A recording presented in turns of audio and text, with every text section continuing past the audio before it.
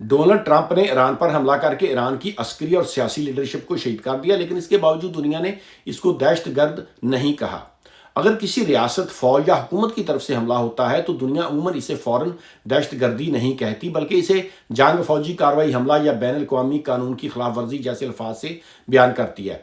दहशतगर्द की इस्तिलाह अक्सर गैर रियासती ग्रोहों जैसे अलकायदा, दाइश वगैरह के लिए इस्तेमाल की जाती है। इसी वजह से ताकतवर ममालिक के इक़दाम पर ज़बान और मेयार मुख्तलिफ नज़र आते हैं। अमेरिका और इसराइल ने ईरान के आला रहनुमाओं और फौजी अहदाफ पर हमले किए, जिनमें ईरानी क़यादत के लोग मारे गए। इस पर दुनिया में 3 तरह के रद्दअमल देखे गए।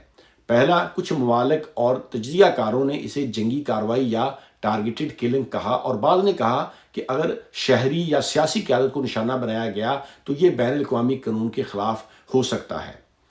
दूसरा, अमेरिका और इसके इत्तेहादियों ने इस कार्रवाई को कौमी सलामती, ईरान के जौहरी प्रोग्राम या फौजी खतरात के तनाज़ुर में जायज़ करार दिया। अमेरिका ने इसको जायज़ करार दिया कि ये हम ठीक कर रहे हैं।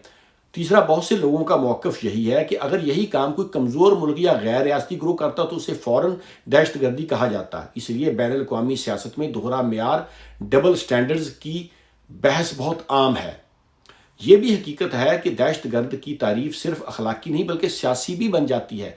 आलमी ताकतें, मीडिया, अक़वाम मुत्तहिदा और मुख्तलिफ ममालिक अपने मफादात और कानूनी मौक़िफ़ के मुताबिक अल्फाज इस्तेमाल करते हैं। इसीलिए एक ही वाक़े को कोई दफ़ा कहता है, कोई जाहिरियत और कोई दहशतगर्दी।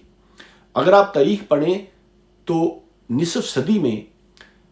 पिछली निसफ सदी में अमेरिका और इसराइल ने जितने लोगों को कत्ल करवाया या किया, इतना शायद ही दुनिया के किसी और मुल्क ने किया हो। लेकिन इसके बावजूद ये दूसरों को दहशतगर्द कहते हैं और ख़ुद को ये दुनिया के लिए पीस मेकर कहते हैं।